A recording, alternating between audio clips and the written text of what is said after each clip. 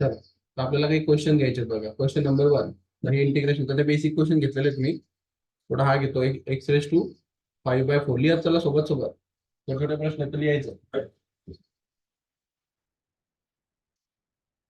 तर काय करणार याला, कुठला फॉर्म्युला वापरणार याच्यासाठी, दिसतोय ना, integration of x raise to n, variable raise to constant, बरोबर. So variable raise to constant साठी कुठला formula, x raise to n plus 1 upon n plus 1 plus c use करा फॉर्म्युला. यांच्या जागी कोण आहे, 5/4, करेक्ट. मग काय यूज झाला पाहिजे formula, x raise to 5/4 plus 1 upon 5/4 plus 1, ठीक आहे, आणि प्लस सी. आता याला कसं सॉल्व्ह करतात हे सॉल्व्ह करून घ्या वाटल्यास बाजूला सेपरेट. 5/4 प्लस 1 कसं सॉल्व्ह करायचं, याच्या खाली कोण नाही म्हणजे 1 असतो. याचा डिनॉमिनेटर 4 आहे, याचा डिनॉमिनेटर 1 आहे. एलसीएम घ्यावं लागेल. याच्याकडे 4 आहे, याला मल्टिप्लाय करून टाकू 4 नी, म्हणजे दोघांचा डिनॉमिनेटर कसा होऊन जाईल, सेम. डिनॉमिनेटर कॉमन केला ना, डिनॉमिनेटर कॉमन होऊन गेला 5/4 आणि प्लस 4/4. याला 4 ने वरती खाली मल्टिप्लाय केलं डिनॉमिनेटर सेम करण्यासाठी. खाली 4 कॉमन येईल आणि 5 प्लस 4 येईल, म्हणजे त्याचा आन्सर होईल 9/4. ठीक आहे. मग इथं डायरेक्ट 9/4 लिहायचे याच्याऐवजी, असं बाजूला सॉल्व्ह करून घ्यायचं ते. म्हणजे x raise to 9/4 divided by 9/4 असं येईल ते, कळलं.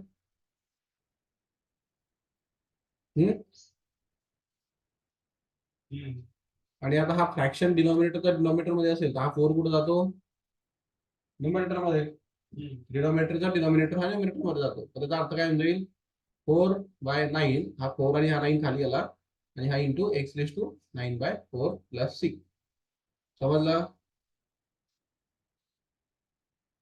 नाही कळलं. हा, ऑनलाईन कळालं का रे, हो. जरा लिहून घ्या पटापट, लिहत चला सोबत सोबत. झालं लिहून की पुढचं सांगा, मी पुढचा घेतो क्वेश्चन. झालं का लिहून, सोबत सोबतच लिहत चला. हो.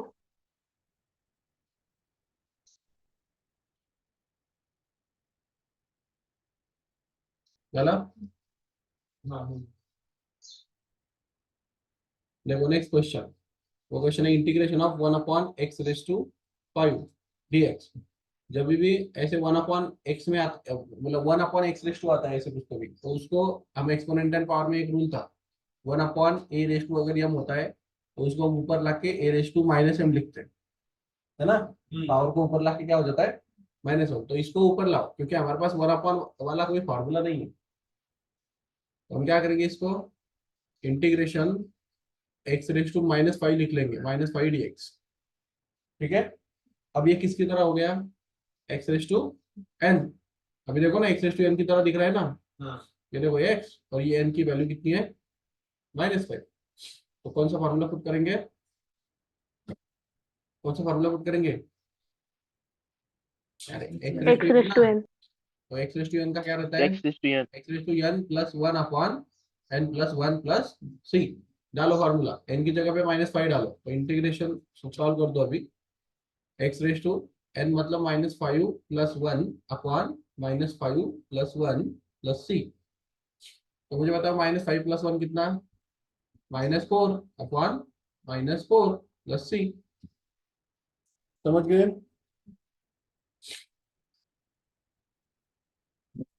तो एक ये दोनों में से एक प्लस को एक माइनस है, तो हम डायरेक्टली प्लस और माइनस को क्या लिख सकते हैं, डायरेक्ट माइनस लिखते हैं. -x⁻4 plus c. तो ये फाइनल आंसर होना चाहिए. ठीक है, लिखो जल्दी चलो. x⁻1 का इंटीग्रेशन क्या है, x⁻1 का -1 प्लस 1 डिवाइड बाय -1 प्लस 1, 0. तो इंफिनिटी हो जाएगा, नीचे 0 आएगा ना. लिख लिया सबने, हाँ. पुढे इंटिग्रेशन ऑफ 1/x⁻3/2 करा सॉल्व्हला. चला, तसंच आहे. तो पहिले वरती घेऊन या, तो वरती आणला तर काय होईल, integration of x raise to -3/2 होईल. करेक्ट ना. आता याला कुठला फॉर्म्युला वापरणार, एक्स रेस टू एन चा आहे नाही एवढा, एक्स रेस टू एन चा फॉर्म्युला वापरा.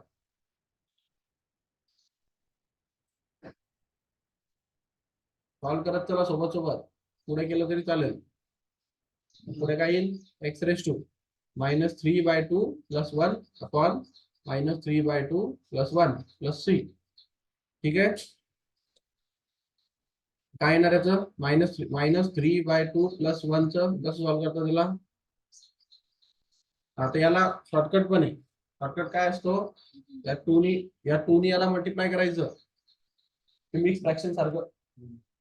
टूनी याला मल्टिप्लाय करायचं आणि मग ते वरच्यामध्ये ऍड करायचं, किंवा तुम्ही एलसीएम घेऊन पण सॉल्व करू शकता. कसंही करा, तुमचा आन्सर काय येईल, 2 × 1 = 2 -3 + 2 -3 + 2 -1/2. आलं का. हा, हो सर. याचा आन्सर -1/2 आहे आणि याचा पण आन्सर -1/2 आहे. म्हणजे x raise to -1/2 divided by -1/2. खालचा 2 कुठं जातो, न्यूमरेटर मध्ये. म्हणजे आन्सर काय होईल,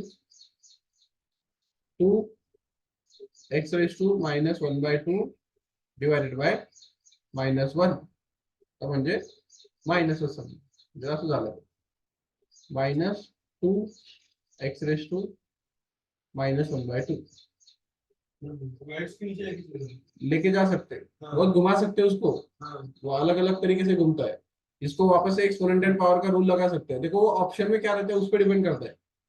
अगर ऑप्शन में ये दिया है तो ठीक है, अगर ये नहीं दिया या फिर रूट दे के रखा है, क्योंकि 1/2 की वैल्यू क्या रहती, रूट रहती है.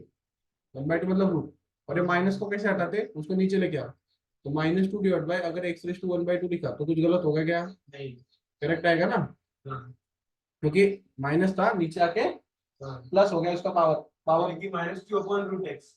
अभी ये 1/√2 जो होता है, x रेस टू 1/2, इसको रूट बोलते हैं, तो ये -2 डिवाइडेड बाय √(x) है. समझ गए. तो ऑप्शन में ये भी हो सकता है, ये भी हो सकता है, ये भी हो सकता है, कुछ भी हो सकता है इनमें से कोई भी ऑप्शन. तो आपको आप ऑप्शन में जो रहेगा उस हिसाब से मैनेज करना होगा. ठीक है. ऑनलाइन समझ. हो. चलो नेक्स्ट क्वेश्चन निकालो इसका answer. Integration of 3x dx. कौन सा फॉर्मूला, कौन सा फॉर्मूला, a/x. काय असतो फॉर्मूला, फॉर्मूला शीट समोर ठेवत चला. Integration of a/x, constant number raise two variable. बरोबर ना. काय असतो formula, a/x upon log a upon log of a log a. सी. ठीक आहे. a च्या जागी काय टाकायचं, 3. x च्या जागी कॉन्स्टंट नंबर है ना, इधर है ना ये 3. ए बी सी सारे कांस्टेंट नंबर रहते हैं इंटीग्रेशन में. तो लिखो, फिर आंसर लिखो. क्या आएगा, a/x upon log of a. तो a/x मतलब 3x upon log of 3 + c. समझ गए. अब इसको क्या सॉल्व होगा, होता नहीं सॉल्व तो रहने दो. लिख लिया. हो सर. चलो next question. Integration of 1/x raise to x² का क्यूब रूट dx. अब आपको पहले x² का क्यूब रूट मतलब क्या होता है वो निकालना आना चाहिए. वो एक्सपोनेंशियल पावर में आपने पढ़ा था 8th स्टैंडर्ड में. क्या रहता है ये, इसको पावर में लेके आ सकते ना आप. कैसे रहता है, ये क्यूब रूट ऑफ x² है. क्यूब रूट का मतलब x² की पावर 1/3. रूट मतलब 1 में रहती पावर. जैसे स्क्वायर रूट 1/2 था, वैसे क्यूब रूट 1/3 होगा, वैसे फोर्थ रूट 1/4 होगा. समझे. 1 में लिखते पावर में लिखा जा सकता है रूट को. ये रूट मतलब पावर ही होता है, बस 1 रहता है. तो अभी कौन सा रूल लगेगा इधर, एक्सपोनेंशियल पावर का, power raise to power. Rule था ना एक, देखो a raise to m raise to n is equal to a raise to m into n। याद आया? पावर का पावर एक दूसरे को क्या रहता है, तो उस हिसाब से ये दोनों क्या हो जाएंगे। हाँ, तो लिख लो x रेस टू 2 इंटू 1/3, तो 2 इसके नीचे कोई नहीं मतलब 1 होगा, तो मल्टीप्लाई तो हम डायरेक्ट करते हैं, इसके लिए डिनोमिनेटर सेम करने की जरूरत नहीं रहती। तो 2 इंटू 1 2 और 1 इंटू 3 3, तो ये x रेस टू 2/3 हो गया। यहाँ तक क्लियर है? अब ये हो गया 10 तक का बेसिक। ओके, अब फिर यहाँ से कंटिन्यूएशन में आता है क्वेश्चन, तो इसको मैनिपुलेट करना पड़ता है। तो x रेस टू में डायरेक्टली इसको क्या लिख सकता हूँ, तो इसका मतलब 2 रेस टू 3 होता है ना, है कि नहीं? ऐसा क्यों किया मैंने, क्योंकि ये रूट रूट का फॉर्मूला मेरे पास है ही नहीं, तो मैं उसको एक्सपोनेंट में ला दिया। एक्सपोनेंट में लाऊंगा तो मेरे पास एक्सपोनेंट का फॉर्मूला होता है x रेस टू n, तो उसको मैं सॉल्व कर सकता हूँ। समझ गए? तो सॉल्व करो, तो इसको सॉल्व करेंगे तो क्या आएगा, integration of x raise to 2/3 plus 1 upon, हाँ माइनस क्यों, तो माइनस आएंगे ना। कौन हाँ डिनोमिनेटर लाए, तो ये 1 अपॉन x रेस टू 2/3 आहे dx। हा पॉवर जेव्हा वर जाईल न्यूमरेटर मध्ये, खाली ठेवत नाही आपण असं, तेव्हा पॉवर काय होते मायनस। हा पण एक रूल आहे, कुठला रूल आहे तो, जर 1 upon a raise to m असेल तर त्याला वरती घेताना -m घ्यावं लागतं, पॉवर काय होऊन जाते -1, म्हणजे हे येईल x रेस टू -2/3 dx। आता ठीक आहे, मग आता फॉर्म्युला वापरायचा। आता फॉर्म्युला वापरला तर आन्सर काय येईल, x raise to -2/3 plus 1 upon -2/3 plus 1 plus c x raise to n वापरला। आता याचा आन्सर सॉल्व्ह करून द्या, काय ते सांगा।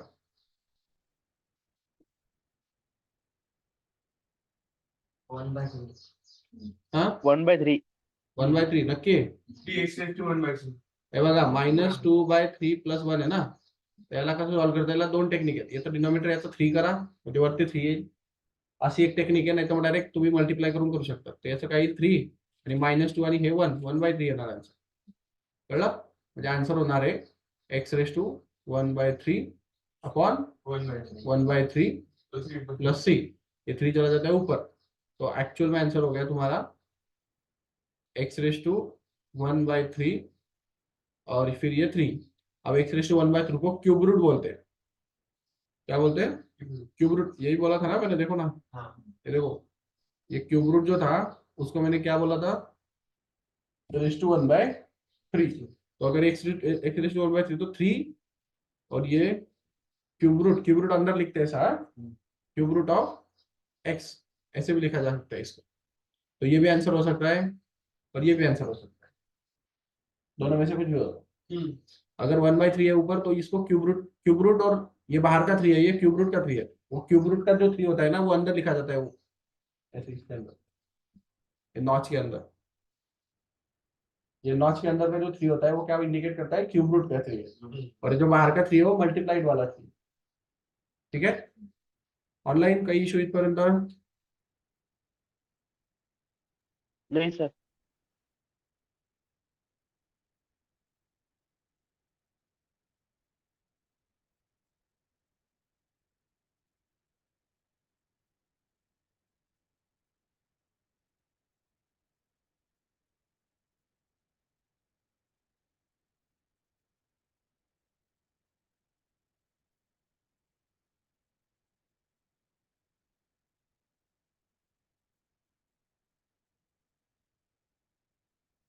देखो नेक्स्ट क्वेश्चन, ये थोड़ा लॉग का क्वेश्चन है। 3 raise to 2 log of log to the base 3 of x dx। देखो क्वेश्चन ठीक से समझ लो, 3 raise to 2 log of 3 x dx। अब देखो इसमें 2-3 प्रॉपर्टीज है।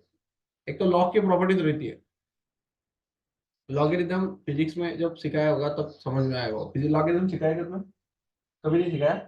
हाँ ठीक है, सिखाना पड़ेगा। तो लॉगरिथम की एक प्रॉपर्टीज रहती है। देखो लॉग की क्या प्रॉपर्टी होती है, ये लॉग का सामने वाला जो नंबर रहता है ना, वो सामने वाला नंबर एक्चुअल में उसके वेरिएबल की पावर होता है। ऐसा ऐसा लॉग की प्रॉपर्टीज है। मतलब जैसे ए रेस टू लॉग ऑफ अगर एक्स है तो इसका एक्चुअल में मतलब हो जाएगा ये ए किसकी पावर है, एक्स की, मतलब इसको हमें ऐसे लिखा तो भी चलेगा, लॉग एक्स रेस टू ए। समझे? तो हमारे हमारे सामने देखो ये 2 आ रहा है, तो हम ये 2 को ये लॉग के एक्स के ऊपर रख देंगे। किस प्रॉपर्टी से? ये वाली प्रॉपर्टी से वैसा करेंगे, बराबर है। तो फिर वो वाली प्रॉपर्टी से क्या सॉल्व हो जाएगा, वो इंटीग्रेशन ऑफ 3 रेस टू ये आ जाएगा log ऑफ 3, बराबर है कि नहीं, और फिर x रेस टू 2। ज्यादा क्लियर है? देखो ना, वो पावर उसकी बन जाती है x की, सामने वाला नंबर। आ गया तक? हाँ। और एक चीज लॉग की प्रॉपर्टी रहती है, ये रूल नंबर है, रूल्स है ये लॉग के। तो दूसरा रूल है इसमें, देखो कोई अगर नंबर रहेगा a और उसी का अगर आपने लॉग टू द बेस भी लिया ऊपर a, तो इसका आंसर हो जाता है 1। समझा? मतलब जो नंबर नीचे रहेगा उसी का लॉग लिया लेकिन बेस भी वही नंबर है, तो आंसर हो जाता है 1। समझ गए? ये हमेशा से वर्कआउट होगा। जैसे अगर कि किसी जगह पे एक और होता है, जैसे लॉग ऑफ अगर आपने ए टू द बेस ए लिया तो ये भी हो जाता है 1। आपने बेस को भी ए लिया और फंक्शन को भी वही नंबर लिया, बेस भी वही नंबर है, फंक्शन भी वही नंबर है, तो फिर वो 1 हो जाता है। तो इस हिसाब से ये जो पहला रूल था ना वो यहाँ पे लग रहा है। देखो ये नीचे 3 है, दिख रहा है, और उसका लॉग जो था उसका भी बेस, ये बेस है, वो छोटा जो रहता है नीचे वो बेस रहता है। तो ये रूल लगेगा ना, देखो ना, a log of a is equal to 1। तो उस हिसाब से ये पूरी टर्म क्या हो जाएगी 1, और फिर वो एक्स स्क्वायर आ जाएगा। वो जो पावर रहती है ना बची हुई, वो रहती है डायरेक्ट आंसर, एक्स स्क्वायर रह जाता है। समझ गए? हाँ। अब तो थोड़े लॉग समझने के बाद ये आ जाएगा, ये क्वेश्चन लॉगरिथम पे छोड़ दो थोड़ा सा। तो फिर अभी एक्स रेस टू एन तुम निकाल सकते हैं। फिर कौन सा formula, x raise to n, तो क्या आएगा, x raise to n plus 1 upon n plus 1 plus c. तो उस हिसाब से x raise to 3 upon 3 plus c. तो इसमें दिमाग सिर्फ शुरुआत में चलाना था, उस शुरुआत में लॉगरिथम की प्रॉपर्टीज को एक बार वो प्रॉपर्टी देख लो, आंसर आ जाएगा। तो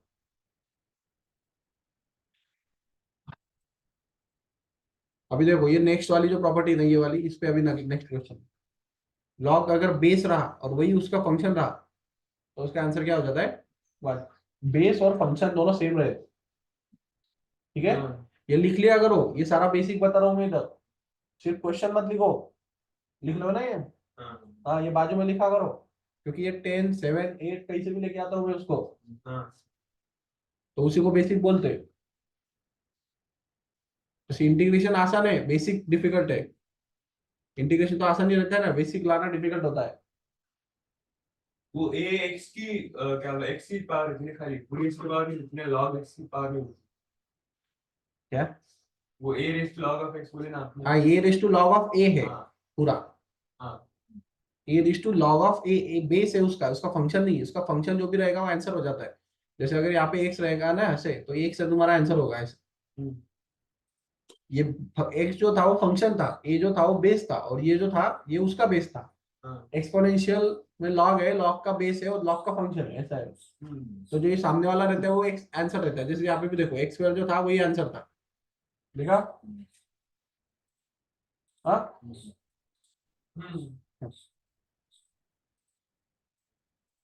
देखो integration of log of x log to the base x of x dx। देखो इसका मतलब समझाएगा तुम्हें, log को दो चीजें रहती है, इसको बेस बोलते हैं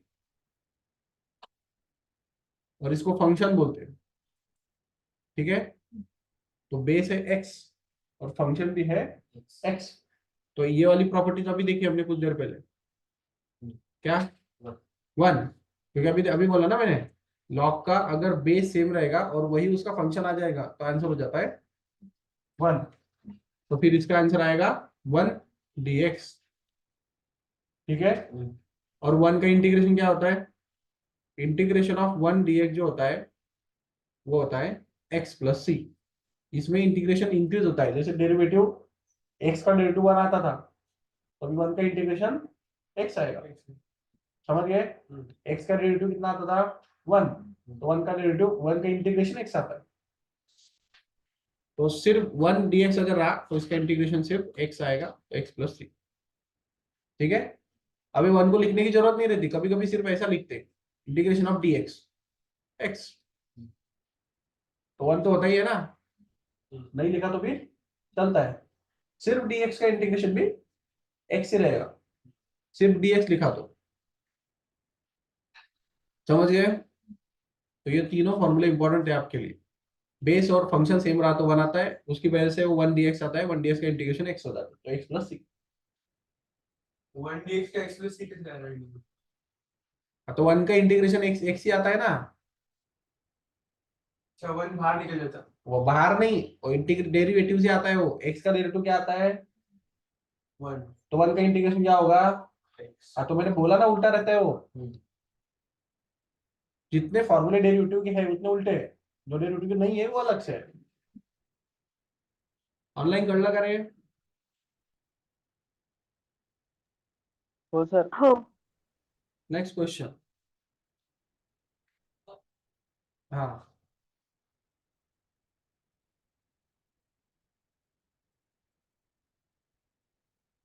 अब देखो इसको थोड़ा ट्रिग्नोमेट्री लगेगा। तो सिर्फ x इसका फाइनल आंसर। हाँ, सिर्फ x प्लस सी, सिर्फ x नहीं, हाँ वो कांस्टेंट नंबर भी रहता है 1 प्लस कॉस ऑफ 2a। देखो वो ट्रिग्नोमेट्री के सारे फॉर्मूले और इंटीग्रेशन के सारे फॉर्मूले मुझे एक पेज पे चाहिए अगले लेक्चर से, समझे क्या? हाँ एक पेज बनाने का अलग से 2 पेज, उसमें सारे इंटीग्रेशन के फॉर्मूले और सारे ट्रिग्नोमेट्री के फॉर्मूले लेके आने का, हाँ लिख दिए। पेज पे चाहिए सामने हाँ, पेज पे। सॉल्व करते टाइम। जब भी ये सॉल्व करते रहो, अभी ये इसमें दिक्कत आएगी तुम्हें, क्योंकि डायरेक्ट समझने नहीं वाला, कैसे क्या समझेगा? तो जिसका प्रैक्टिस रहता है उसको समझ में आता है। और प्रैक्टिस कब होता है, मैंने कितनी बार बोला तुम्हें, ये सिर्फ फॉर्मूले लर्न करने से कोई फायदा नहीं है, वो पिक्चोरियल फॉर्मेट में स्टोर होने चाहिए, तभी जाके फायदा होगा। नहीं तो मैं कोई कितना भी सिखा ले कोई मतलब नहीं, कितना भी अच्छा टीचर लेके आओ तुम, जब तक आपके आंखों को देखने से ऐसा लगता नहीं कि ये सिमिलर सिमिलर दिखता है, तब तक वो काम नहीं करेगा। अब जैसे इसको देखने के बाद वो फॉर्मूला क्लिक हो जाता है, 1 प्लस कॉस ऑफ 2x, तो 1 प्लस कॉस ऑफ 2 थीटा का फॉर्मूला था आपके पास, ट्रिग्नोमेट्री में लिखा था, तो वो क्लिक होने के लिए वो दिखना तो चाहिए। तो उसके लिए मैं बोल रहा हूँ कि वो पेज पे लिख के लाओ, हर रोज उसको देखो, तो वो दिमाग में क्लिक होगा।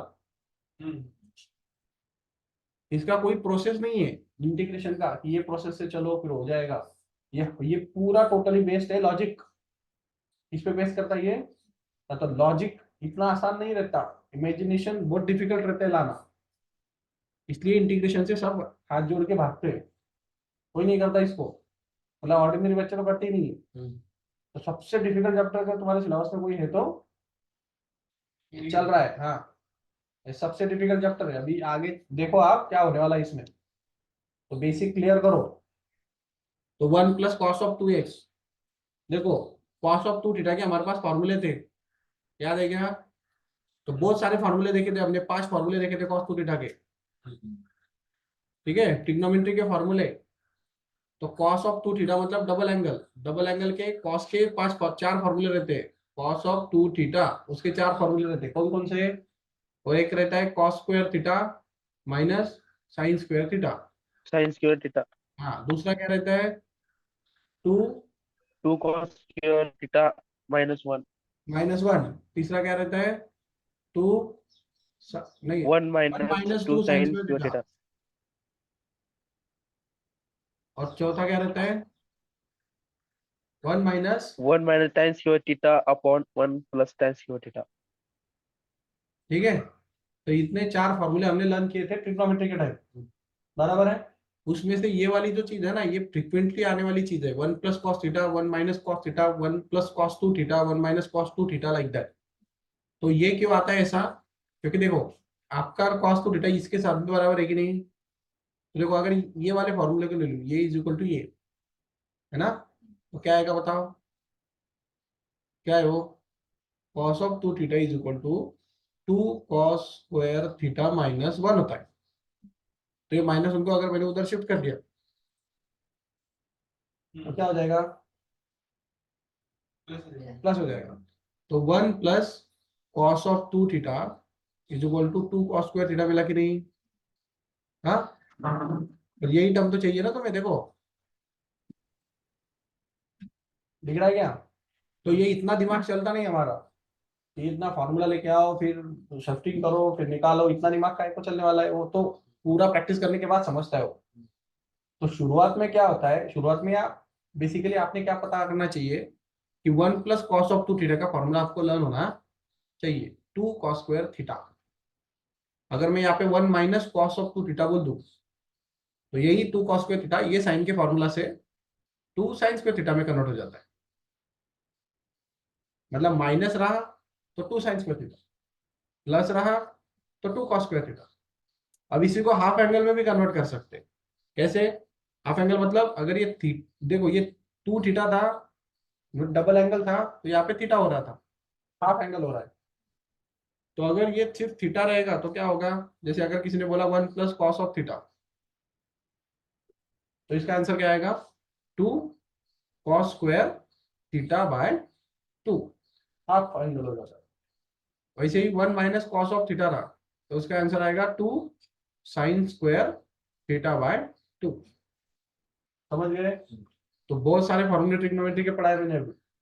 देखो ये कॉस 2 थीटा के फॉर्मूले रहते हैं 4, उनमें से अगर 1 प्लस कॉस थीटा आता है और 1 माइनस कॉस थीटा आता है तो ये दो फॉर्मूले इंपॉर्टेंट रोल में प्ले करते हैं। ठीक है, उसमें से बहुत आसान है। अगर 1 प्लस कॉस थीटा रहा तो कॉस स्क्वायर की टर्म आती, और अगर माइनस रहा तो साइन स्क्वायर की टर्म आती, और उसके आगे 2 रहता है। अगर यहाँ पे थीटा रहा तो ये थीटा हो जाता है, और अगर यहाँ पे थीटा रहा तो वो थीटा बाय 2 हो जाता है। अगर 3 थीटा रहा तो 3 थीटा बाय 2 हो जाएगा, मतलब हाफ हो जाता है बेसिकली। क्या हो जाता है? हाफ। तो यहाँ पे कौन सा फॉर्मूला लगेगा इसमें से? इसमें से कौन सा फॉर्मूला लगाओ फिर? 2 cos square theta. 2 cos square theta ना, देखो ना 1 plus cos of 2 theta, 1 plus cos of 2x, variable तो कुछ भी चेंज होगा, तो क्या आएगा? 2 कॉस स्क्वायर x, ठीक है, और डिवाइडेड बाय 2। ये 2 क्या हो जाएगा? कैंसर। तो थोड़ा सिंप्लीफाई करना पड़ता है, integration of square root of बचा हुआ क्या है आपके पास? कॉस स्क्वायर x, स्क्वायर और स्क्वायर रूट क्या हो जाएगा? कैंसल। तो बचा हुआ इंटीग्रेशन आपके पास सिर्फ कॉस ऑफ x dx, ठीक है। और कॉस ऑफ x का इंटीग्रेशन क्या होता है? हाँ, sine of x, sine of x plus c, खत्म। तो इसमें दिमाग कहाँ पे चलाना था? सिर्फ पहली स्टेप। हाँ। पहली स्टेप नहीं समझते, तो पहला स्टेप समझने के लिए आपके दिमाग में ये फिट होना चाहिए कि 1 प्लस कॉस थीटा, देखो ये चारों option, 1 plus cos of 2 theta, 1 minus cos of 2 theta, या 1 प्लस कॉस थीटा, या 1 माइनस कॉस थीटा, ये चारों चीजें 2 का स्क्वायर 2 साइन स्क्वायर इससे रिलेटेड होती है। जो 2 थीटा रहा तो थीटा करने का, थीटा रहा तो थीटा बाय 2 करने का। अगर कॉस की टर्म प्लस रही तो कॉस स्क्वायर आता है, माइनस रही तो साइन स्क्वायर आता है। समझ गए? ये फॉर्मूला क्लियर है? लेफ्ट साइड राइट साइड के है? हाँ। तो लेफ्ट का तो आ जाएगा फिर आराम से। तो वैल्यू डाल दी, फिर स्क्वायर स्क्वायर रूट कैंसिल कर दिया, कॉस आता है, कॉस का इंटीग्रेशन साइन होता है। ऑनलाइन के डाउट है चार? नहीं.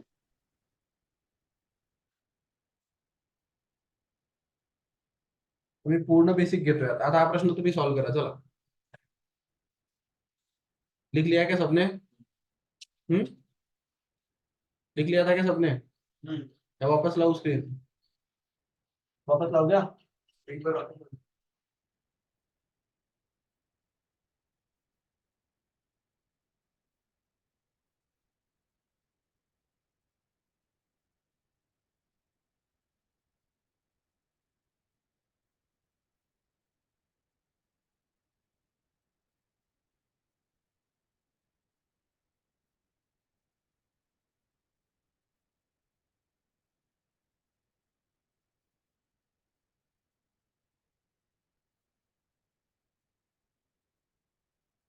हो गया? हम्म देखो इसको सॉल्व करो, क्या है integration? 1 minus cos of 2x upon 2, करो इसको सॉल्व अभी, चलो पिछले जैसे ही क्वेश्चन है, बस माइनस है अभी, पहले प्लस था। तो क्या आएगा answer? Minus cos.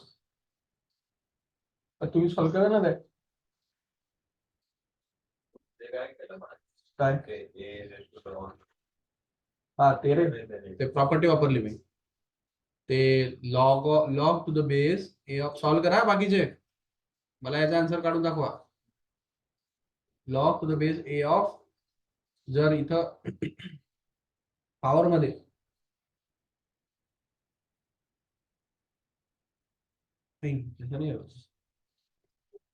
Log to the base a log of ए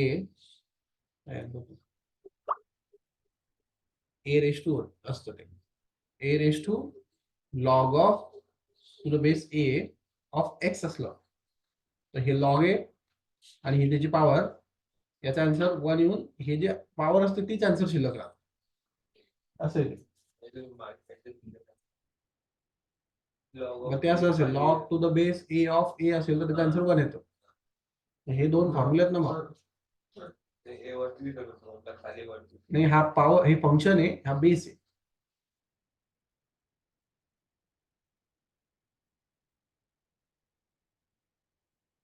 हा चला, झालं का आंसर? हो सर. हाँ, तो अभी तो लिखा 2 मिनट पहले फॉर्मूला, इतना क्या सोचना है उसमें? ये नहीं लिखा क्या? देखो ना इधर,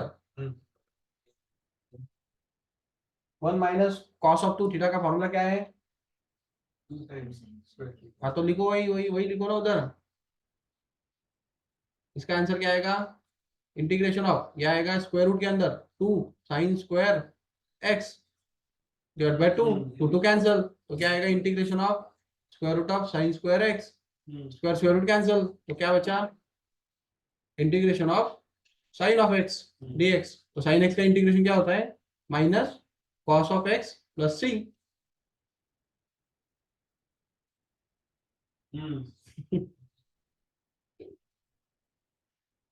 चला पुढे, कळालं? ठीक है, नेक्स्ट क्वेश्चन. चलो अब इसको बताओ क्या करने का. e raise to 6 log of x minus e raise to 5 log of x upon e raise to 4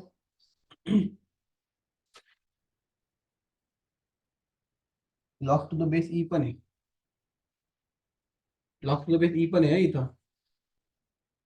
log to the base e of x, e आणि x असं येते, minus e raise to 3 log to the base e of x dx. आता सांगा पहिली step कोण सांगेल? तर पहिले 6 आहे ना, मग तो शिफ्ट करा पहिले इकडे, कळलं? पॉवर वरती सगळे समोरचे, लॉकच्या समोरचे नंबर कुठं जातात? ते x चे पॉवर असतात ते, कळलं? आठवलं, सांगितलं होतं ना नियम. हे सगळे लॉकच्या समोरचे नंबर याची पॉवर ठेवायची, म्हणजे ते असं येणार actually, integration of e raise to log to the base e of x raise to 6, कळलं? हा, minus e raise to log to the base e of x raise to 5 divided by e raise to log to the base e of x raise to 4 minus e raise to log to the base e of x raise to 3. इथपर्यंत कळलं का प्रत्येकाला? Online कळालं का काय केलं? हे लॉगच्या समोर, हे एक नियम या, ए लॉग ऑफ एक्स जर असेल तर ए त्या एक्स ची पॉवर असतो, म्हणजे याला असं लिहिता येतं, लॉग एक्स रेस टू ए. समोरचा जो नंबर असतो लॉगच्या, तो एक्स ची पॉवर घेता येतो. ठीक आहे, इथपर्यंत ऑनलाईन कळलं का इथपर्यंत? हो सर. हा, मग आता हे तुम्हाला परत हा नियम सांगितला होता मी, हा लॉगचा एक प्रॉपर्टी आहे, काय? ए लॉग बेस ऑफ ए आणि एक्स असेल तर हे हे सगळं कॅन्सल होऊन फक्त एक्सचाच आन्सर शिल्लक राहतो. आत्ताच केलं ना काही मिनिटापूर्वी, बरोबर की नाही? सेम बघा इकडे, हा ई म्हणजे एच्या जागी आला, दिसतोय का? तोच नंबर त्याच्या पॉवरच्या लॉगच्या बेस मध्ये दिसतोय का? म्हणजे याचा अर्थ आन्सर काय शिल्लक राहिलं पाहिजे? x⁶. याचं पण काय शिल्लक राहील? x⁵. याचं पण काय शिल्लक राहील? x⁴. आणि याचं सुद्धा x⁵. सगळीकडे सारखंच आहे बघा. कळालं का? आणि नियम लिहून ठेवा कुठेतरी. log to the base a of x is equal to x असतो. जे काय फंक्शन असतं त्याचं ते आन्सर असतं. ठीक आहे, झालं लिहून? झालं का? मग आता आन्सर काय येईल त्याचं? काय शिल्लक राहील सांगा? काय शिल्लक राहील? Integration of x⁶, x⁵, x⁴, x⁵. वो ई के लिए रहता है। सबके लिए लिखा ना मैंने, a log to the base a of x ऐसा रहा तो x आंसर आ जाता है. तो a का मतलब कुछ भी नंबर हो सकता है वो, लेकिन दो नंबर यहाँ नीचे होना वही उसका बेस होना चाहिए, और वो पावर में होना चाहिए लॉग उसके. समझा? तो यहाँ पे e था तो वही e इसका बेस था ना, देखो ना. अब पिछले टाइम क्या था? यहाँ पे 3 था तो यहाँ पे 3 था पिछले टाइम. तो कोई प्रॉब्लम नहीं, बेस और वो नंबर सेम होना चाहिए बस. और ये सामने जो भी आता है वो आंसर रहता है. अगर ये x³ रहेगा तो x³ रहेगा, ये 2x रहेगा तो ये 2x रहेगा. तो हमारे पास जो जो थे हमने लिख लिया. ठीक है, यहाँ तक क्लियर है क्या? अब इसको क्या करेंगे? कुछ कॉमन निकल सकता है तो निकाल लो. x⁵ कॉमन निघेल. x कसं काय? x⁵, x⁵. x⁵ कॉमन निघेल ना. कधी पण कॉमन हायेस्ट पॉसिबल काढायचं असतं, लोएस्ट पॉसिबल नाही. जास्तीत जास्त काय कॉमन निघू शकतं ते काढून घ्या. याच्यात पण x⁵ आहे, x⁴ आहे. मग काय कॉमन निघेल? x⁵. दोघांमध्ये x⁵ एक्झिस्ट करतो ना. याच्यात x⁵, याच्यात पण x⁵ आहेच, फक्त एक x एक्स्ट्रा आहे. तुम्हाला सांगा, याच्यातनं x⁵ कॉमन काढला तर मध्ये काय शिल्लक राहील? x - 1. x⁵ निघाला, एक शिल्लक राहील, आणि इथून x⁵ निघून जाईल, 1 शिल्लक राहील. कॉमन काढणं म्हणजे डिवाइड करणं असतं. नसल कळलं, डिवाइड करून घ्या. x⁵ upon x⁵ minus x⁵ upon x⁵. याच्यातून कॅन्सल होते, इथे एक शिल्लक राहतो, हे कॅन्सल होते, इथे 1 येतो, x - 1 येतो. कळलं? कॉमन काढणं म्हणजे डिवाइड करायचं असतं, मायनस नसते करायची. मग x⁵ कॉमन काढलं याच्यातून तर इथं x उरेल आणि इथं -1 उरेल. हा ब्रॅकेटचा ब्रॅकेट कॅन्सल. मग आता इथं परत x⁵ अपॉन x⁵. मग याचे 3 याच्या सोबत कॅन्सल नाही होणार का? हा, मग काय शिल्लक राहील? x⁵ आणि मग आता याचं इंटिग्रेशन घ्या. मग काय येईल ते? x⁵n च्या फॉर्म्युल्याने काढायचं. x⁵n + 1 अपॉन n + 1 + c म्हणजे काय? x⁵3 upon 3 + c. समजलं? सिम्प्लिफाय करत करत करत करत यायचं. किती जरी प्रश्न मोठा असला तरी सिम्प्लिफाय करत करत करत करत यायचं. तर सुरुवातीला त्याच्या प्रॉपर्टीज वापराव्या लागतात. तर इथे लॉगच्या प्रॉपर्टीज वापराव्या लागेल. त्या दोन्ही लॉगच्या प्रॉपर्टीज शिकवलेल्या आहेत मी, म्हणून मी तो प्रश्न घेऊन टाकला. ठीक आहे, परत सांगायची गरज आहे क्वेश्चन ऑनलाईन? परत सांगायची गरज आहे का क्वेश्चन? नाही सर. बाकीचे? No, sir. हा, चला नेक्स्ट. लिहून घ्या, वाटल्यास लिहून घ्या. झालं का लिहून? हो. इथं हे पहिला एक्सरसाइज समजा, म्हणजे फर्स्ट एक्सरसाइज